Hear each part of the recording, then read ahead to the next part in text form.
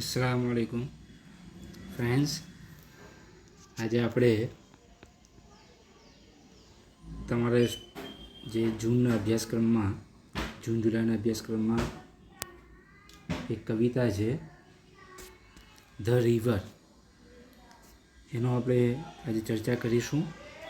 બહુ સુંદર મજાની કવિતા છે અને એના પોએટ તમે ચોપડીમાં આપેલું નથી, પણ નેટ પર સર્ચ કર્યું તો C.A. બોલ્સ કરીને એનું એ પોએટ છે. તો આ જે આપણે કવિતા છે એના અંદર રિવર, નદીની વાત કરવામાં આવી છે. અને આ નદી છે એના જુદા જુદા રૂપ બતાવ્યા છે કે એ જ્યારે ઉગમ બિંદુથી એટલે ઉગમ સ્થાનથી જ્યારે એ વહે છે અને જેમ જેમ એ આગળ વધતી જાય છે, દરિયાને મળવા માટે જે એ તળપાપડ હોય છે, જે એ ઉત્કંઠિત હોય છે, તેમ તેમ એના જુદા જુદા રૂપ આપણને એના જીવનને જોવા મળે છે. એટલે કે લાઈફ ફેસીસ ઓફ રિવર. જ્યારે એ ઉગમ બિંદુથી શરૂ થાય છે ત્યારે એ એક બાળક જેવી હોય છે, પછી આગળ જતાં એક યુવાન જેવી હોય છે, એક યુવાન તરવરાટી ભરેલી એક યુવાન જેવી હોય છે. ત્યારબાદ એક થોડી આગળ જતાં એ ઠરેલ બને છે અને ત્યારબાદ એના અંદર જાણે કે એક કહેવાય કે એક વૃદ્ધ વ્યક્તિનો જે અનુભવ હોય, એનું જે શાણપણ હોય, એનો અનુભવનો જે ભાતો હોય, જે એના અંદર જે ઠરેલપણું હોય, એ આપણને જોવા, એમ આપણને ચાર એના જુદા જુદા ફેસીસ જોવા મળે છે. એટલે કે લાઈફ ફેસીસ ઓફ રિવર. તમને જો હું અહીંયા એક ડ્રો કરેલું બતાવ્યું છે મેં, એ તમને પણ બતાવી દઉં પહેલાં કે કઈ રીતનું મેં જો એનું બતાવ્યું છે. અહીંયા તમે જોઈ શકો છો કે એના જુદા જુદા ફેસીસ બતાવ્યા છે, લાઈફ ફેસીસ. તમે જુઓ અહીંયા life faces of river, childhood, youth, આગળ જતાં એ વધે છે, ત્યારબાદ એ ઠરેલ છે, મિડલ એજ, અને ત્યારબાદ એ ઓલ્ડ એજ. તો એ જુદા જુદા એના રૂપ આપણને આમાં જોવા મળે છે આ કવિતાના અંદર. તો અહીંયા એના વર્ડ્સ પણ મેં કેટલા મિનિંગ્સ પણ એના જે અલગ અલગ સ્ટાન્ઝા પ્રમાણે, પહેલા સ્ટાન્ઝાના વર્ડ્સ છે, બીજા સ્ટાન્ઝાના વર્ડ્સ છે. તમે આ વિડીયો પોઝ કરીને આ વર્ડ્સ છે એ ખાસ લખી લેજો, બરાબર. આ બીજા સ્ટાન્ઝાના છે. પછી એમ ત્રીજા સ્ટાન્ઝાના છે. તમે જુઓ આ ત્રીજા સ્ટાન્ઝાના વર્ડ્સ છે. આનો હું તમને સ્ક્રીનશોટ પણ આપીશ જો ક્લિયર ન દેખાતું હોય તો. અને ત્યારબાદ આ ચોથા સ્ટાન્ઝાના છે અને મારું નામ પણ છે. અને આ ઉપર એની કવિતાનું મથાળું, standard 9 the river C.A. Bowles. તો આ રીતે આપણે પહેલાં તો સૌથી પહેલાં આપણે કવિતા જે છે એને આપણે એકવાર એનો જરા રસાસ્વાદ લઈ લઈએ. એટલે કે એને એક જાતનું રેસિટેશન કરીએ, નાનું એવું રેસિટેશન કરીએ કે river river little river, bright you sparkle on your way, over the yellow pebbles dancing, through the flowers and foliage glancing,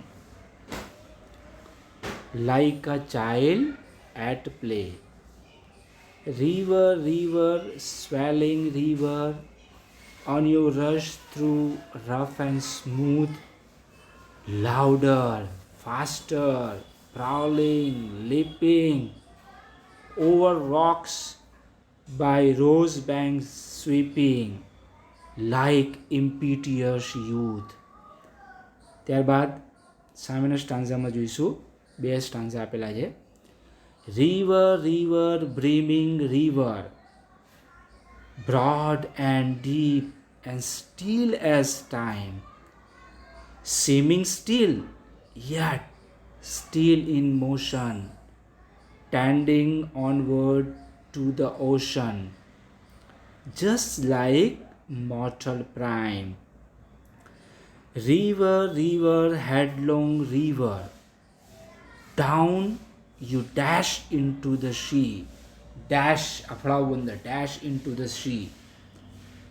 Down, dash into the sea. See that line had never sounded. See that sail had never rounded like eternity.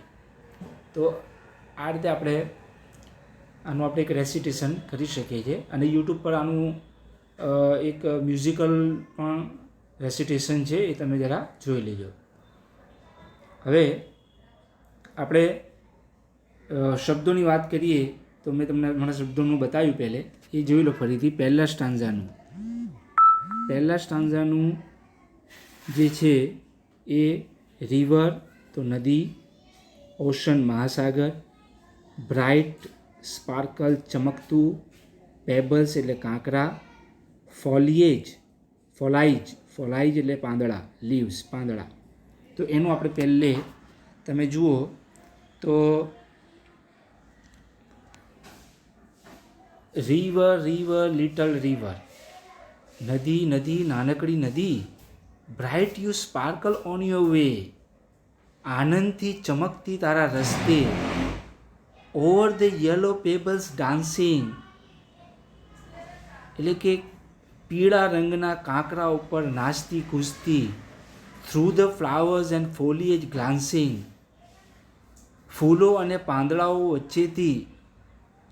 વચ્ચેથી નિહાળતી, like a child at play એટલે કે જાણે કે કોઈ બાળક રમત રમતું હોય તે રીતની નદી વહે છે.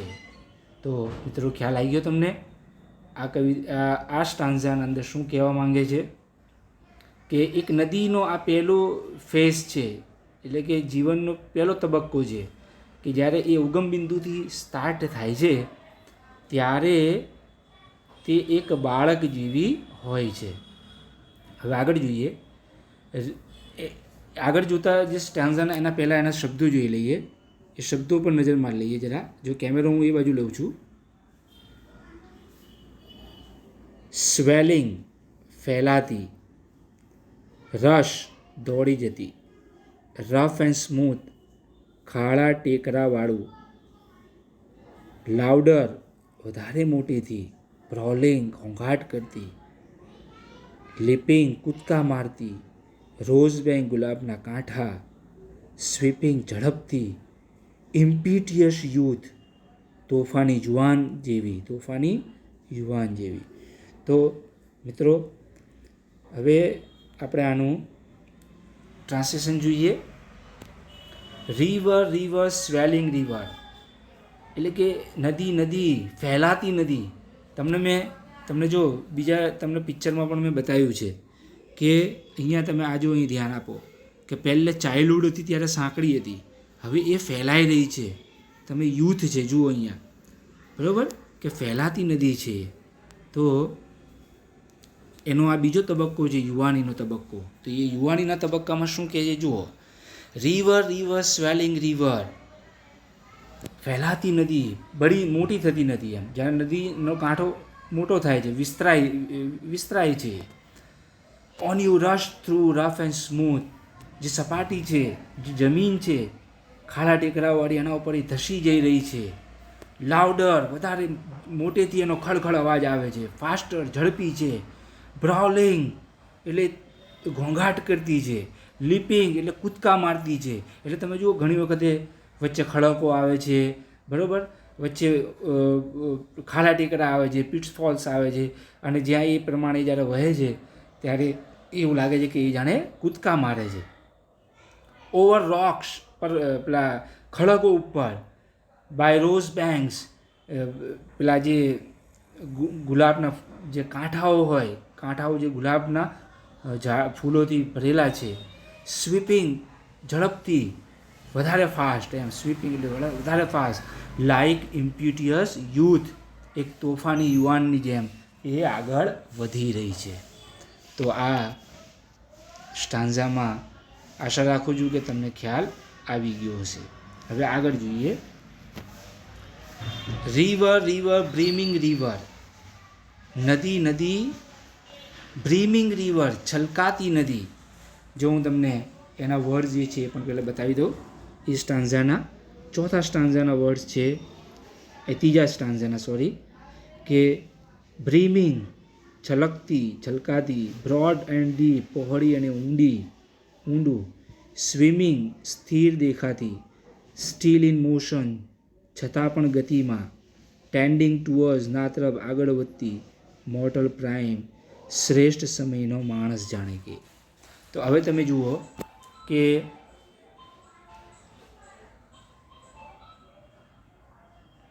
રિવર રિવર બ્રીમિંગ રિવર, નદી નદી છલકાતી નદી, બ્રોડ એન્ડ ડીપ પહોળી અને ઊંડી, સ્ટીલ એઝ ટાઈમ સમયની જેવી સ્થિર. હવે તમને મેં કીધું હતું ને આજે આગળ કે ભાઈ ત્રીજા સ્ટાન્ઝાના અંદર એ કેવી બની જાય છે, તો એક સ્થિર, એક મિડલ એજ વાળી, જો અહીંયા તમને મિડલ એજ લખાય છે અને સ્થિર જણાઈ રહી છે નદી આપણને. તો એ ત્રીજો એનો જીવનનો તબક્કો છે કે સમય જેવી સ્થિર, સ્વિમિંગ સ્ટીલ, લાગે છે તો એ સ્થિર, જાણે એ સ્થગિત થઈ ગયો એવી લાગે છે. યસ સ્ટીલ ઇન મોશન, છતાં પણ એ અંદરથી તો ઘૂઘવતી નદી છે. એટલે આપણે નહીં કહેતા નદીનું પાણી ઉપરથી આપણને સ્થિર લાગે, પણ અંદર તો એ ઘૂઘવતી નદી હોય છે. Tending onwards to the ocean, એટલે મહાસાગરને મળવા માટે ઉતાવળી જતી, જાણે એકદમ મળવાની ઉતાવળી, જસ્ટ લાઇક મોર્ટલ પ્રાઇમ, એક શ્રેષ્ઠ સમયના માણસની જેમ. ખ્યાલ આવી ગયો તમને? એક શૂરવીરની જેમ એ આગળ વધી રહી છે. રિવર રિવર હેડલોંગ રિવર, તમે આ સ્ટાન્ઝાના એક તમે જોઈ લો, એના જે શબ્દો છે તે હેડલોંગ ઉતાવળી નદી, ડેશ અફળાવવું, સેલ વહેવું, ને એટર્નિટી એટલે કે શાશ્વતતા. તમે જુઓ અહીંયા આ નદી છે, હવે એ ઓલ્ડ એજ એટલે કે એક જાતનો ઠરાવ એનામાં આવી ગયો છે. એના અંદર એક જે પહેલે બાળપણની હતી એ હવે એનો આ ચોથો તબક્કો છે. તો રિવર રિવર હેડલોંગ રિવર, નદી નદી ઉતાવળી નદી, down you dash into the sea, સમુદ્રના અંદર અફળાતી નદી. Sea that line had never sounded, એ દરિયો કે જેને કોઈ માપ નથી, અમાપ છે. Sea that sail had never rounded, એ દરિયો કે જેનો કોઈ છેડો નથી. લાઇક એટર્નિટી, જાણે કે શાશ્વતતા, એટલે કે શાશ્વતતાની જેમ એ દરિયો કે જે અફાળ છે, જેનો કોઈ માપ નથી, બરાબર, જેનો કોઈ કાંઠો નથી, કિનારો નથી, અને એને એ મળવા માટે એ ઉતાવળી છે. તો આ આપણે અહીંયા